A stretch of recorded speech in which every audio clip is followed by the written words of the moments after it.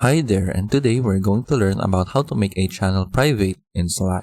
So here I am in my Slack account dashboard, and in order to go to my workspace, I just need to click on the Launch Slack button. And then if you have the Slack application installed in your desktop, you can go ahead and click on Open Slack. But if not, you can just click on Cancel and then click the link right here to use Slack in your browser.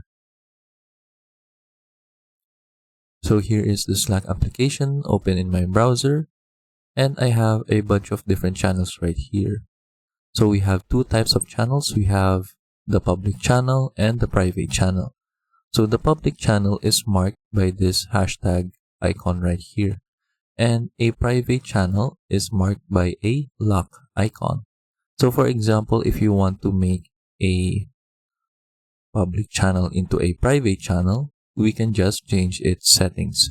So from here, you can go ahead and right click on the specific channel and click on view channel details, or you can just click on the three dots right here at the upper right that says more actions, and then you can go ahead and click on edit settings.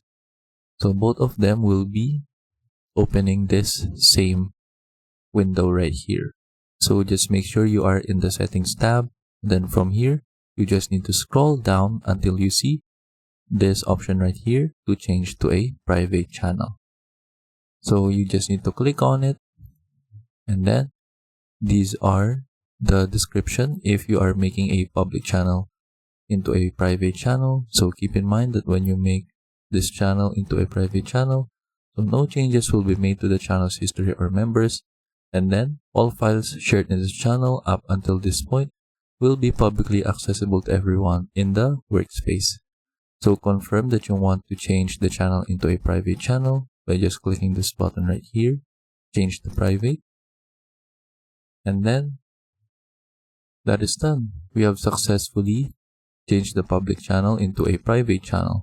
You can see the message right here that the user has made this channel private.